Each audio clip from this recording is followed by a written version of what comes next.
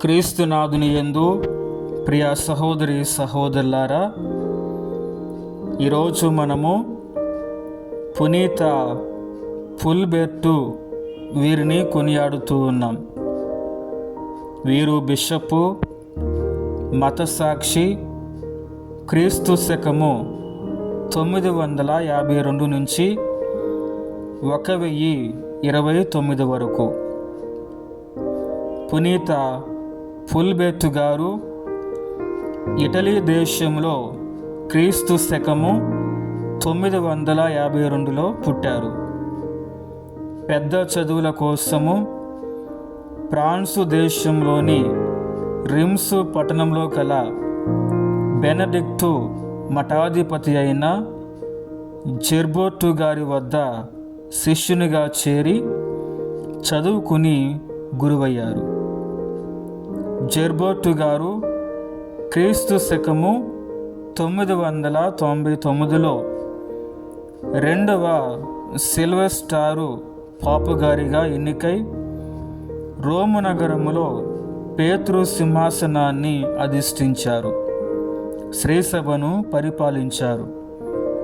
అప్పుడు ఫాదర్ ఫుల్బెర్టు గారు రోమ్ నగరం వెళ్ళారు. క్రీస్తు శకము 1003లో సిల్వెస్టారు జగద్గురువులు గతింపగా తిరిగి ఫ్రాన్సు దేశమునకు వచ్చారు.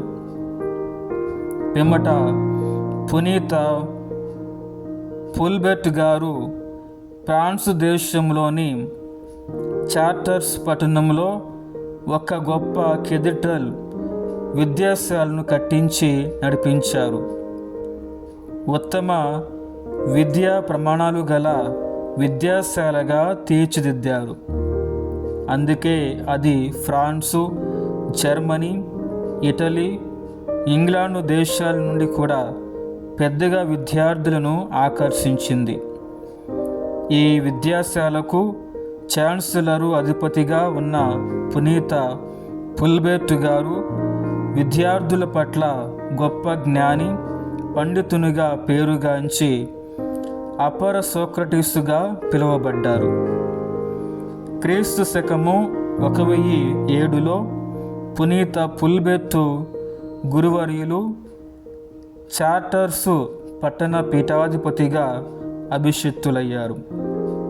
ఏకధాటిగా 22 సంవత్సరాలు మేత్రాసన అభివృద్ధికి తీవ్రంగా కృషి సలిపారు. ఉత్తమ సంస్కరణను చేపట్టి గురువులకు గొప్ప ఆధ్యాత్మిక నేతృత్వము వహించారు. గుడి మాన్యము, ఆదాయ వ్యవసాయములపై విచారణ క్రైస్తవుల పర్యవేక్షణ నుండి తప్పించారు. కొందరి తోటి బిషప్ గారు ఈ లోకంలో సంపదలపై ఆశ కలిగి ఉన్నారని సైన్యాన్ని నిర్వహించి పోరాటాలకు వెళ్ళడాన్ని గట్టిగా వ్యతిరేకించారు. అనగా మేత్రాసనం స్వయం పోషకత్వముకు నిస్వార్థముతో పనిచేయాలని వారు ఆదేశించినట్లు ఇందు మూలాన అర్థమవుతుంది. 22 సంవత్సరాలు వారు బిషప్గా తమ అమూల్య సేవలు అందించారు. క్లూనీ మఠాధిపతి అయిన పునీత ఒడిలో మరియు ప్లేవూరి మఠ పెద్ద పునీత అబ్బోగారులో పునీత ఫుల్బెర్టు గారికి ఆప్తమిత్రులు. తమ మఠంలో పునీత ఫుల్బెర్టు గారు చేపట్టిన ఉత్తమ మఠ సంస్కరణని తమ మేత్రాసనంలో కూడా వారు ప్రవేశపెట్టారు. పునీత ఫుల్బెర్టు గారు మంచి కవి కూడా. దేవమాతపై మధుర గీతాలు రచించి ఆ అమ్మ పట్ల తమ ప్రత్యేక గౌరవాన్ని చాటుకున్నారు. తమ పీఠంలో కన్య మరియ మాత జయంతిని కొనియాడబడే విధముగా చర్యలు గైకొన్నారు. వారు క్రీస్తు శకము 1029 ఏప్రిల్ 10న మరణించారు. ధ్యానాంశం. గమ్యం లేకుండా నేను పరిగెత్తటం లేదు, గాలిలో గురుద్దులాట వలె నేను పోరాటం చేయటం లేదు. పునీత పుల్బెట్ గారా మా కొరకు, మా కుటుంబాల కొరకు ప్రార్థించండి.